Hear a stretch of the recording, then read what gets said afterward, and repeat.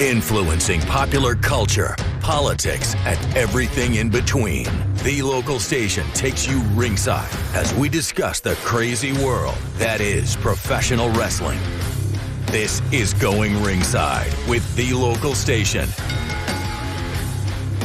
Hey there, and thanks for joining us today. I'm your host, Scott Johnson. Thanks for joining us on another episode of Going Ringside. If you want to go back right now and watch last week's episode on Alicia Fox, real name Victoria Crawford, when she talked with us, fun episode there, talked all about the women's division, the Divas division, when she was in there, and a lot of stuff. Go back and look at it right now in the archives. Still a great show that we just did a week ago. And today, we need to talk about the CM Punk AEW drama. There's a lot of it. But before we do, I want to remind you to give us a follow at Going Ringside at both TikTok and Instagram, where we're showing exclusive content every day, some from the podcast, some that you'll only see on TikTok and Instagram at Going Ringside. So give us a follow. One of the things that we put out this past week was our most viewed video ever on the channel on TikTok concerning Braun Breaker. And he did this spot at the end of NXT in the last week or so where he slammed a guy's head with the steel chair, and there was concern on if the guy was hurt and where the steel steps hit. Here's our post that we put up on TikTok. Hey, I'm Scott Johnson, host of the Going Ringside podcast. A lot of talk right now about what happened at the end of NXT last night. Let's start the video right here. Braun Breaker takes the steel steps and essentially smashes Von Wagner's head, and you can see WWE cuts it to black at that point. So Bodyslam.net is one outfit that's reporting there was a lot of concern that this spot didn't go as planned, that he may have really been hitting the head hard. There's concern there, but they did say that a stretcher was able to come out and get him help with EMTs. Now, it's hard to say what's storyline and what's not, but Bodyslam.net is one outlet that is saying they talked to a lot of sources who were really concerned that that spot did not go as planned, that there might have been an actual injury there. Now, that has spawned a lot of debate on our Going Ringside TikTok channel because there are other videos that exist on the internet that were fan-made videos you can watch. You can see the steps don't necessarily come down. It's step on step, and it doesn't hit his head. But if you look closely, kind of looks like the back corner of the step might have somewhat got his head. So you can look at that and check it out. But you can go get in this debate right now at Going Ringside on TikTok, where we also released another video.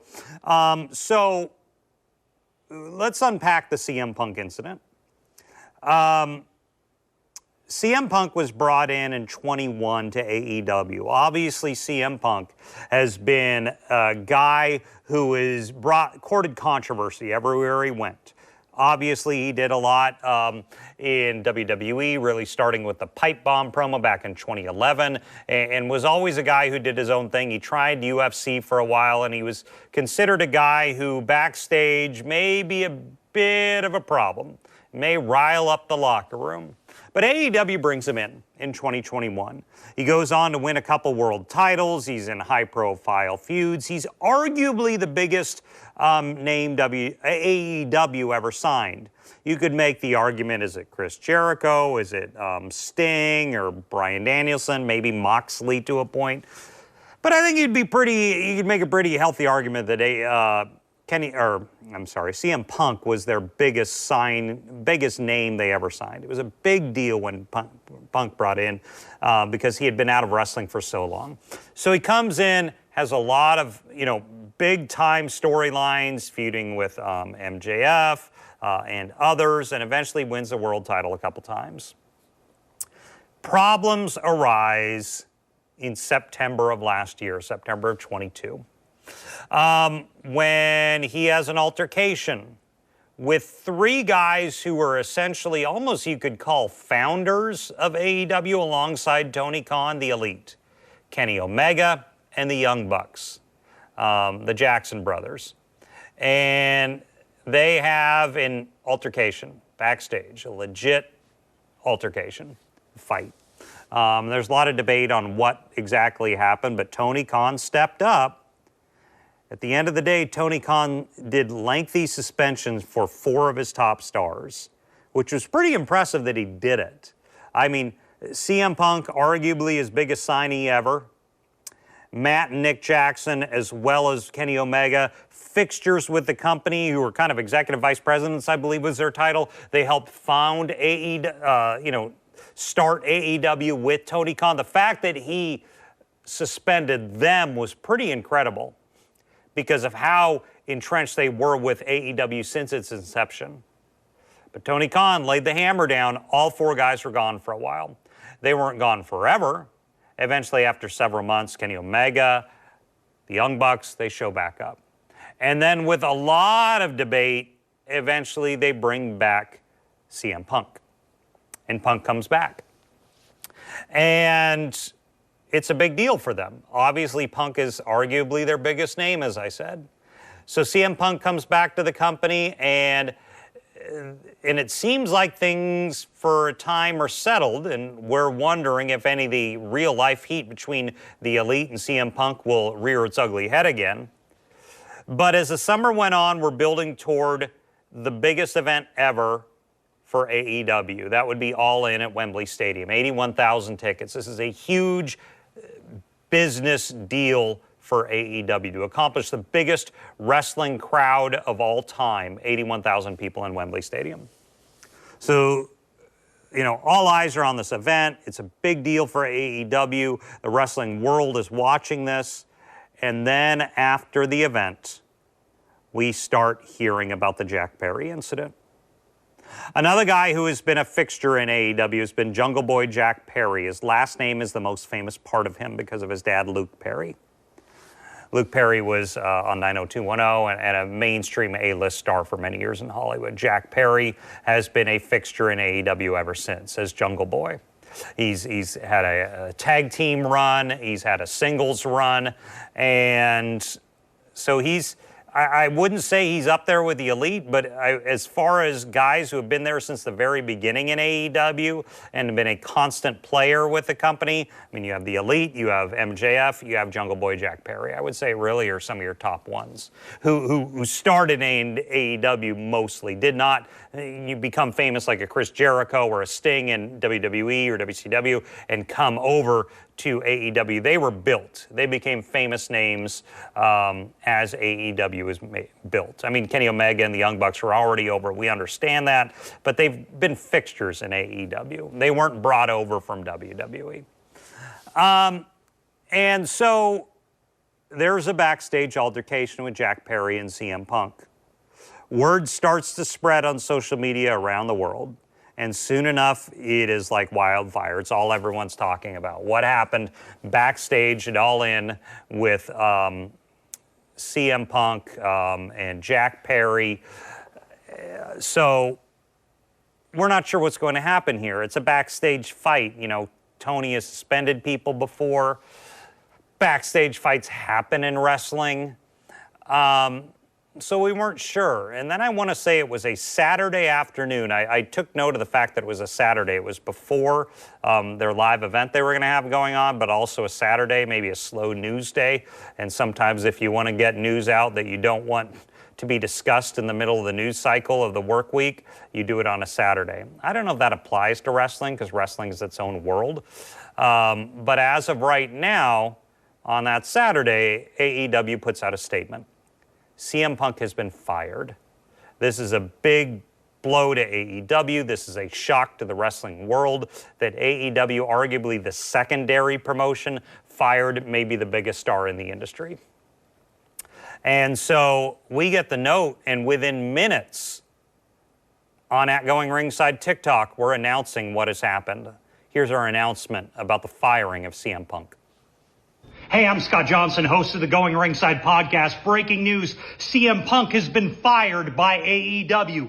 This follows all those allegations and debates been going on of what happened backstage at All In London, whether or not he was involved in a scuffle with various wrestlers. Well, CM Punk was investigated by AEW. Phil Brooks is real name. This is a statement from AEW. The termination follows a week-long internal investigation of an incident occurring backstage at AEW at All In on Sunday. So following the investigation, they have a discipline committee, apparently. They convened with legal counsel before making a unanimous recommendation that they're firing him. So this is what Tony Khan has to say. This is his statement. Phil played an important role within AEW. I thank him for his contributions. The termination of his AEW contracts with cause, that's important, is ultimately my decision and mine alone. Of course, I wish I didn't have to share this news, which may come as a disappointment to many of our fans. Nevertheless, I am making the decision in the best interest of the amazing people who work with AEW every possible week, our talent, staff, venue operators, and many others whose efforts go unsung but are essential to bringing. You get the point here. They're saying it was with cause. Legal was a part of this. So this was a legit investigation. Stuff happened. Phil Brooks, CM Punk, is gone from AEW. So after that, I decided we need to do a whole show on this. Later on in this episode, we're going to be talking to two people. One is one of our friends from the Turnbuckle Tavern podcast will join us in a few minutes to discuss this. Also, a little later on, we're going to talk to a high-profile entertainment and sports lawyer who's dealt with a lot of high-profile cases involving celebrities and athletes and just high-profile news events, and kind of understands the world, a world like this. And we're going to ask him about Tony Khan and going to legal counsel to fire CM Punk, whether CM Punk has any sort of legal recourse here. And there's a reason why I was really wondering about the legal recourse and whether Phil Brooks, a man, would want to sue AEW. I don't know if he has grounds. I don't know if he would. I mean, we only know what's been released. But one thing that was released, which made me wonder, does CM Punk want to take legal action? Here's what Tony Khan went on television and did in the hours after the firing. When they had Collision that Saturday night, and Tony Khan went and addressed the wrestling community about why he had fired CM Punk. I want to watch this clip that Tony Khan did during AEW Collision in the hours after the company announced it had fired Phil Brooks, and look at what Tony Khan, the owner of the company, went on television and said. Here it is. Today I had to make one of the toughest decisions of my professional career. Today I terminated Phil Brooks, CM Punk, for cause. This stems from a backstage incident at AEW All In last Sunday. The incident was regrettable, and it endangered people backstage. That includes the production staff, the people who help put the show on every week, innocent people who had nothing to do with it. I've been going to wrestling shows for over 30 years. I've been producing them on this network for nearly 4 years. Never in all that time have I ever felt, until last Sunday, that my security, my safety, my life was in danger at a wrestling show. I don't think anybody should feel that way at work. I don't think the people I work with should feel that way. And I had to make a very difficult choice today. It came at the recommendation of a discipline committee here in AEW, as well as outside legal counsel, who delivered a unanimous recommendation. And I have followed up on that recommendation. I'm sorry to any fans who are upset by this. I'm sorry to anyone who's upset by this. Despite that, we're going to have a great show tonight on Collision, and we're going to have a great AEW All Out pay-per-view tomorrow here in Chicago. Last weekend was the greatest weekend in AEW history. This is the greatest week in AEW history. We're going to continue the great momentum here tonight on Collision and tomorrow night on All Out pay-per-view. So he puts it out there. The thing that attracted the most attention based on that speech was not the, I was a fan and all this. It was the statement that he felt his life was in danger. That got a lot of people wondering, like, are you overblowing it a little much? I mean, maybe he's not. Maybe there's stuff AEW has that we don't know about. There's been talk that they may have some video. We'll have to wait and see if that's ever released. But to say he felt his life was in danger, let's kind of unpack that for a little bit. So a lot of people were wondering about that. Like, why do do you really think your life was in danger? And they also started comparing him to Vince McMahon in old school wrestling. When a promoter had a problem with a talent and they settled it backstage in some fashion. It wasn't settled in a fashion where the promoter would go on television and said, I felt my life was in danger. So let's look at Vince, apples to apples, something that I think is somewhat similar. Maybe not exactly, but somewhat. I mean, the Montreal Screwjob with Bret Hart, probably the most famous backstage altercation in the history of wrestling. When Vince called the Shawn Bret match and ended it early, and the stories are that Bret came back in a rage, and Vince like, give me a shot, let him punch him. And he punched Vince. And I think, and there's been talk about how Vince handled that. Vince just let him take a swing at him, and because Bret was leaving, and there was a lot of heat and tension. And I saw someone in some of the commentary saying, you know, Tony Khan needs a heater. I think heater, if I remember right, is kind of a slang term for a big enforcer type guy backstage, who, if there's real life physical issues, he can handle it. I want to say Undertaker might have been one for Vince McMahon for a while when there was a lot of tension. I don't know, maybe someone like Samoa Joe or someone in that vein, Satnam Singh, who can say, don't mess with the boss. But either way, there's been a lot of reaction over how Tony Khan handled this. Some saying it needed to happen, he had to do it. CM Punk, in their opinion, is a plague to the locker room. And then when he's making an unsafe environment and starting fights backstage, and we only know so much, that he needed to fire him. There's others to say this is wrestling. You know, you need to be able to handle your men backstage and deal with it, and not go on TV and say you felt your life was in danger and you had to fire him. There's kind of different sides of this debate on how Tony handled it. And CM Punk, did he need to go? Does he really have some severe problems or not? And does Phil Brooks, CM Punk, have any sort of legal recourse here? I mean, AEW saying they met with legal counsel and decided to fire him, and they have apparently some sort of committee that votes on this. So they probably have their ducks in a row. They're a major multi-million-dollar company. Tony Khan has legal counsel. They probably knew what they were doing, but you have to wonder. So we're going to be talking to, as I said, an entertainment lawyer a little later on. But first, I wanted to talk to our friends with Turnbuckle Tavern podcast. That's a good podcast. I've joined them before for one of their episodes. And I wanted to get their opinion on this CM Punk decision and where it goes from here, and whether this was right or not. And also, this is the big thing people are wondering. Does he go back to WWE? Would he be welcome there? That's the other debate as well. So we are joined now by Colton Jesse with the Turnbuckle Tavern podcast. Welcome today, Colton. Tell me all about the podcast before we get up and going. Hey, Scott. Thanks for having me on. So Turnbuckle Tavern, you can find us at theturnbuckletavern.com. That's got all of our links, whether it be Apple, Spotify, Instagram, YouTube. We have unique pro wrestling content 7 days a week. So we have 7 different shows. We have a drop every single day of the week. We cover all things professional wrestling, from AEW, WWE to a show called Brace for Impact that I co-host on Thursdays. It covers everything Impact Wrestling. Shot of Nostalgia, which goes, takes a look back at some older eras of wrestling. We'll usually tackle a year or two of a particular promotion at a time. And it's just a good time over there. It's been myself and everybody else at the tavern really just love pro wrestling and love talking about it. Well, today we are talking about an AEW story that just might become kind of a WWE story. We'll have to wait and see. The CM Punk debacle in AEW that has kind of been going on for a year finally crescendoed it all in with this backstage incident. Now he's been fired, and there's a lot of back and forth there. Colton, what do you take away from it? Who do you think benefits? Who do you think hurts here?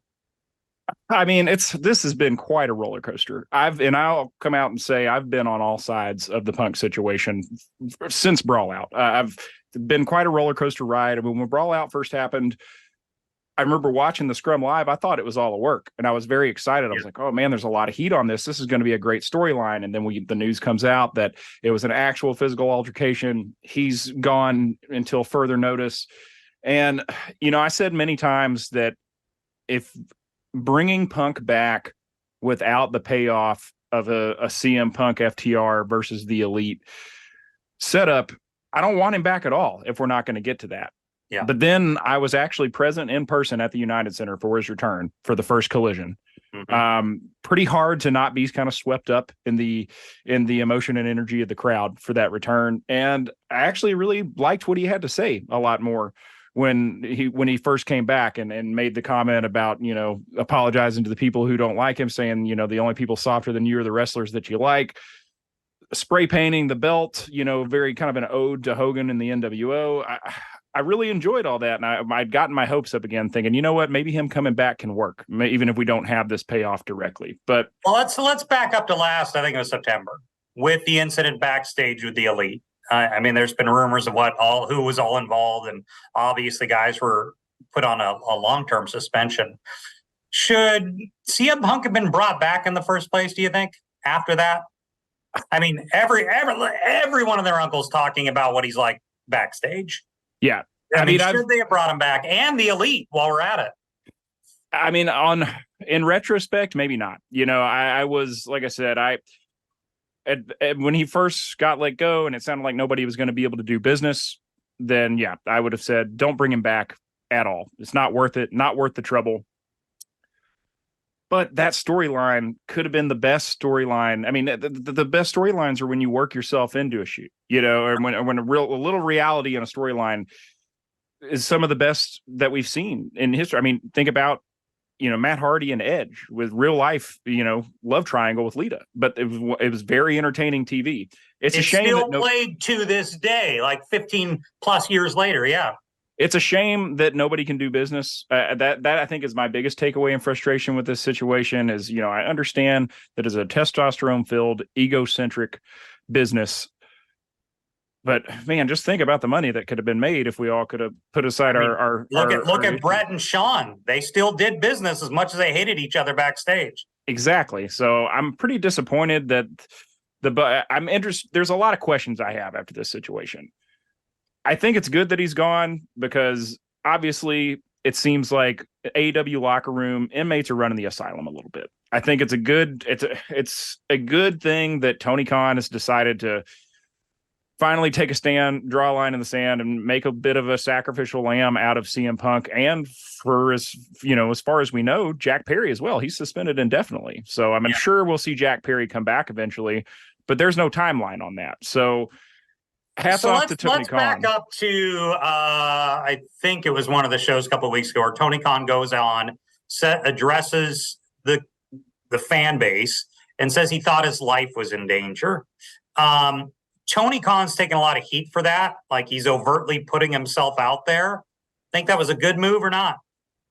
When I first heard that line, I was like, oh man, this is a work. Punk's going to show back up.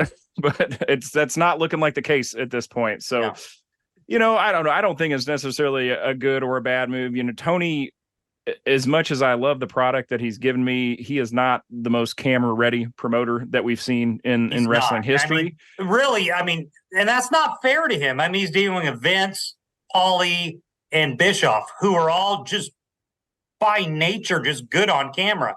Tony doesn't have their on camera, I don't think. No, and I don't think that helps him. And I don't think that statement did him any favors, but honestly, the less time Tony spends on camera, the better. I've been to multiple AEW live events. He comes out in person and addresses the crowd at every show. And he's much different in those situations where, the red light's not on and he's talking about something that he's passionate about and talking to fans. I think he excels really well there. There's something so with I want to that get your light. opinion. I put this on our Going Ringside TikTok channel, speculating if he should turn heel there. I don't know. I mean, like when I think Vince McMahon, and he did the screwed Brett iconic interview with Jim Ross after the Shawn Michaels Montreal Screwjob incident. That kind of turned Vince heel on camera. It turned him into a heel character. And, at the time, a lot of people were bashing Vince, thinking this, you can't control your company, blah, blah, blah. But long-term from a business end, it led to his biggest boom ever. I just don't know if Tony Khan could pull something like that off. No, and I don't want to see him attempt, at least at this point. I don't want to see Tony Khan as an on-camera character. The little breadcrumbs of it that we've seen to this point so far, I mean, I think back to 3 or 4 weeks back with the backstage segment or the pre-tape vignette with MJF and Adam Cole, where they're backstage with the kangaroo kicks and the inflatable alligator and that whole situation where Tony brings him into the office and reprimands him. Wasn't crazy about that. I like Tony behind the scenes. But I mean, just kind of getting back to the CM Punk issue, as bummed out as I am that we're never going to see that payoff, I think it's the right call at this point. I think the AEW locker room benefits by cutting him out. We're never going to know exactly what happened. All we get is speculation, dirt sheet reports, things that have been leaked. Do you think Punk will talk publicly about it? Depends. I mean, it's never really stopped him in the past. I was on, so we have a debate show once a week at the Tavern that airs on YouTube on Sundays, and we drop the audio on Mondays on Apple and Spotify. And there was a debate of last week. Well, actually, it'll be airing on Monday, that we discussed what made more sense: Edge coming to AEW or CM Punk going back to WWE. And our guest Al Day from the Gorilla Brain podcast, he painted this beautiful situation where Punk shows up at Survivor Series in Chicago, belt in hand, and throws it in the trash, pulls a Medusa going to WCW. Yeah. And I got chills just thinking about it, man. And I'll be upfront. I've been a lifelong wrestling fan, but I've had times in my life where I've kind of taken a break and wasn't keeping up with it week to week. For me, when Cena became the kind of the face of WWE, was not my favorite time, and I took quite a few years off. So this Punk's big run in WWE, I was not actively watching wrestling. So my experience with Punk comes from watching old ROH stuff, but live in real time is just his time in AEW. So I wasn't totally sold on him when he showed up. And I can understand the resentment of these young guys in the back who have, started out on the indies and helped from day one build AEW up to what it is, to be taking advice off a guy that bowed out of the business completely for 7 years. Yeah, and that's one thing I'm wondering about, because a lot of people have talked about, what does he do now? Does he go to WWE? I don't even know if he cares to do it. Like, I mean, on a personal level, take the wrestling out of it. This man who lives in Chicago got out of wrestling for a while, tried out a little UFC. It didn't work so well. But, I mean, maybe he just doesn't want to do it. As a person, I don't know. I think only he knows that, or people close to him know. Absolutely. And it's hard to say. There's it's a great time to be a wrestling fan. There's so much pro wrestling. There's so much good content out there every week. You couldn't try to consume all of it in a week's time, even if you didn't have a full-time job to keep up to. It's almost impossible. I will say that if he showed back up on WWE, that would have me watching that programming week to week, not missing a thing. And one thing you mentioned, he had that time in UFC. WWE is no longer owned by McMahon. They've got their hands in it, but they're owned by Endeavor now, which is the parent company of UFC. And that's a very valid point. It's no longer Vince McMahon being a little marionette there, and that might make CM Punk, Phil Brooks, more inclined to go to a different company if he did have a bad experience with the long-time iteration of WWE as we knew it, with Vince on top, Triple H is a second, things like that. Now it's a whole different ballgame. Absolutely. And Mr. Phil Brooks has always been on good terms with the Endeavor brass. So, I could see that being a little bit more of a reality than I would have thought it had been before the acquisition. So do you think the incentive of bringing him in is to stick it to AEW, or do you think they care that much, or would just rather bring in CM Punk and get the star power benefit out of it? I think to me, it's only to stick it to AEW, because this is part of the conversation we were having last week too. WWE's doing fine right now. They're ratings are good. Buy rates for shows are great. Everybody, this Bloodline storyline has been some of the best stuff that WWE's done in the last decade, and people are hooked. They don't need CM Punk by any means. I think WWE be just fine without CM Punk. When we were talking about it last week, we likened it to, is it worth it to put a single drop of poison in a beautiful spring lake, where the water's clear and everything's growing and thriving. So one other thing I was wondering long term, and this is the fantasy wrestling booker in me, do you think a year, 2 years out, some smart, wise wrestling booker, when tensions are gone and time has healed some wounds, that we see CM Punk showing up on the same show as like a member of the Elite or a Jungle Boy in a different incarnation 2 years down the road? Because the fans would remember it, and the fans would like that heat. Oh, I'll never forget it. I would love to see it. I worry about 2 years down the road. I mean, just because, Punk's getting up there in age as a wrestler, and he is in good shape. Yeah. But, we hear it all the time from commentators and wrestlers alike. There is no substitute. You can train every day. There's no substitute for in-ring work. You will inevitably have some sort of ring rust or cardio shortage if you're not in there getting reps in weeks in and weeks out. And I mean, and a few years now, he's pushing 50, and I don't know how much he wants to be doing that to his body. Because, I mean, even in the short run he's had with AEW, I mean, he's been injured 3 times. So I got a hard time seeing him. I feel like if he's going to stick in the wrestling business, whether it be popping back up in AEW or going to WWE or showing up somewhere else for that matter, I know he's always wanted to wrestle in Japan. So, New Japan is kind of in a situation right now while they're in kind of a transitionary period where a lot of their bigger stars are kind of, on the way out towards retirement, and they're still kind of establishing some new stars. So, maybe he lands over there, but I think he's got to strike while the iron's hot. I think now it's either now or never. And for AEW, before we go, where do you think they go from here? They just keep trying to book the best stuff they can and hope this, drama eventually moves on in a month or two? I do. And I'm very happy with where AEW is right now. I think they've bounced back very quickly. I did not have a whole lot of hope necessarily, or I don't want to say hope, but I didn't have super high expectations for the All Out show, especially given that there was only a week between All In and All Out. There was only so much you could do with the build. I thought the All Out show over-delivered, and I did not feel like there was a hole left there from CM Punk's absence. I thought the quality of the products and the matches and the storylines that we saw on that card were good enough to where I think they're on the right track. I'm getting very late 2019, early 2020 vibes from AEW right now, which is, I think, one of their sweet spots in their peak. So I'm hoping they continue that run. One other question I want to get your opinion on, and later in the show, we're going to have an entertainment lawyer on to analyze this, but wrestling, so I want to get your opinion. Tony Khan went on and essentially felt his life was in danger by Phil Brooks as a man, and he fired him. Do you think this goes beyond just wrestling? Do you think lawyers get involved? Or do you think that because it's wrestling, that doesn't happen? I think it's a great question.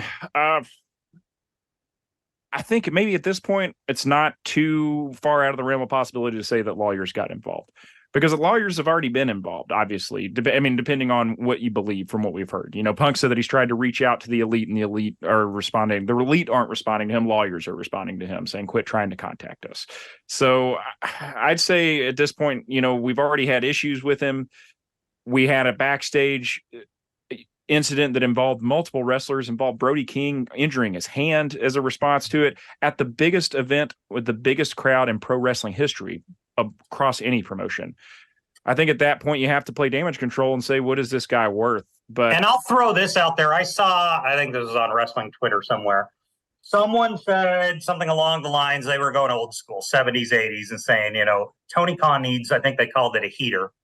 A guy in the locker room who takes care of problems backstage, kind of like they did in the old days. I mean, we're not in that world anymore where guys are in, the back alley of a bingo hall beating each other up in private time.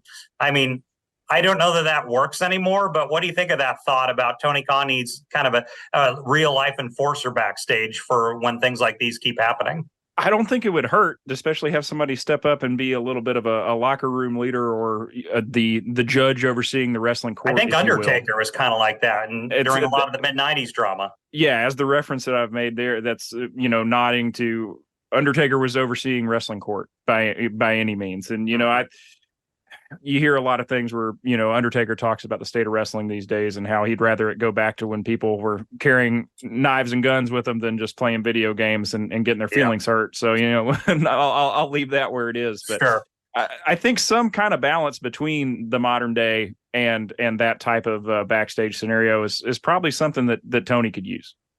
Perfect. Well, Colton, Jesse, thank you so much for joining us on this episode. We really appreciate it. Once again, where people can listen to Turnbuckle Tavern. Turnbuckle Tavern, you can find us on Apple, Spotify, YouTube, Instagram. Come give us a follow, leave us a 5-star review. Like I said, 7 days a week, wrestling content the way you like it. Colton, thanks for joining us. Thanks, Scott. Appreciate it. So we appreciate Turnbuckle Tavern joining us on the show today to discuss this. So I wanted to get on the legal end here. So a few legal things have happened. As was said in the initial statement by AEW, they consulted legal counsel and had a committee vote. It was a unanimous decision to fire Phil Brooks. Tony Khan then goes on that video we showed you earlier in the show and describes publicly why he fired CM Punk and also said he felt his life was in danger. When I saw that, I wondered to myself, if I'm Phil Brooks, does that bother me enough to get a lawyer involved? Would I want to sue AEW for some sort of defamation? I don't know if he has grounds to. You don't know. AEW may have their evidence to show that they were right in doing this, and Tony Khan could accurately say, yes, I felt this way, and I had the ability to publicly say it without actual malice, which you have to often prove in a defamation suit. But I'm not a lawyer, so I went to one. To kind of chat about this. His name's John Phillips. He's a local lawyer here in Florida, and he's dealt with the Khan family a lot. Dealt with a lot of high-profile cases, both in the entertainment world, sports world, done some sports agent work in the years past, so he knows this kind of world and whether or not they want to bring lawyers into it, or if this is just a PR fight between CM Punk and AEW, and if they just want to, go their separate ways and let it be discussed on social media forever, or if lawyers actually get involved. I wanted to get his opinion because he knows how this works, both publicly with lawyers and privately behind the scene with lawyers. So I want to talk to John about this, get him perspective on this type of scandal where it involves both sides, are very high profile media figures, and how these types of things are settled, if it ever involves lawyers or if they just decide to not go that route. Here's our interview with Florida lawyer John Phillips. Well, we are joined right now by John Phillips. He's a lawyer here in Florida who's dealt with a lot of high-profile cases, some including sports, some including entertainment, so he kind of knows this world. John, thanks for joining us today. Hi, good to see you, Scott. So talk to me about this dynamic. I want to start with, you kind of know the Khans and the Khan family, you know how they work here in Florida. They're saying in their report when they fired him, there was kind of a legal committee. Talk to me about the decisions and what AEW as a company would have to do with such a high profile firing before they decide to go that route. Right. Well, obviously we know the Cod family owns multiple sports franchises, right? They own the Jaguars. And we know from some of the Jaguars issues that they have a entire general counsel's office that looks at licenses and looks at issues when there's exposure. And that spreads like peanut butter across some of their other businesses. I know some of their attorneys, look at other cases. And when you have a high profile incident or an incident, related to an employee like CM Punk, you certainly want to ask the lawyers, hey, we want to do this right. We want to avoid exposure from lawsuits. We want to try to, get this right, that we're not setting him for a layup in court. And, it was interesting. They according to the releases, they put it through a discipline committee that was unanimous, and they put it through general counsel's office. But I would expect an organization as big as AEW to have a pretty robust set of attorneys. So Tony Khan does something that kind of raised a lot of eyebrows. Right after the firing, he goes on the next broadcast and does an address to the viewers of why he did this, saying, quote, his life was in danger. He's kind of got some flack about that online. Does that expose him at all, or do you think he knew what he was doing when he did that? My experience with Tony Khan is he's a good guy that wants to be liked, right? And he's got this audience leaned in, tuned in. Some tremendously support CM Punk. Some have followed him for decades, and he wanted to get it out there and certainly explain in a way that this was serious. And when you say things such that my life was threatened, you put it on the line. That could be considered defamation. Let me get to the possible CM Punk side of this if he wanted to go the defamation route. I don't know that he will, but let's start with his options there. Does he have an option here? I mean, this is a very public firing. AEW puts out a statement, and a written statement, which kind of looked like it has ducks in order. Then Tony Khan goes on television, says he felt his life was threatened. If I'm CM Punk's attorney, am I looking at that and thinking there might be something here we can work with? He should definitely talk to an attorney, and it depends ultimately, like any employee, on their contract, right? So defamation cases are hard to prove. Litigation can be messy. Depositions can be public. AEW and other wrestling organizations certainly have secrets, including, how things are scripted. But they also have an obligation to keep the filmmakers safe and the production safe. And so, normally people think of all this violence and the fighting that happens, but all the filmmakers themselves are safe because they know where the players are going to be. When a real fight happens and tempers truly flare, it creates these issues. And so now we got to figure out what the truth of the matter is. And he certainly would have court options. The other side of it is, I imagine his contract has some level of non-disparage, non-compete, severance issues within there. And a lot of employment contracts now have arbitration agreements where even if he were to sue, it would be this private, confidential arbitration that would decide these issues, not necessarily the court of public opinion and civil courts of Florida. So on the other aspect of this is we've seen fights like these backstage before in wrestling before. Vince McMahon had a high-profile one. He was punched by Bret Hart in the 90s. A guy named Nails was involved. We never really see lawsuits come out of it. If I'm just a random employee and I have this issue with my boss, I'm going to think maybe I'll go hire a lawyer. But this is a different world. This is extremely high profile. Everyone would follow this. Not everyone may want to go the route of getting a lawyer. Yes, but this is a multi-million-dollar impact to CM Punk, right? So At some point, if he's got a non-compete and he can't go wrestle again, he's got a big problem about where his career goes. And we talked about the robust general counsel's office.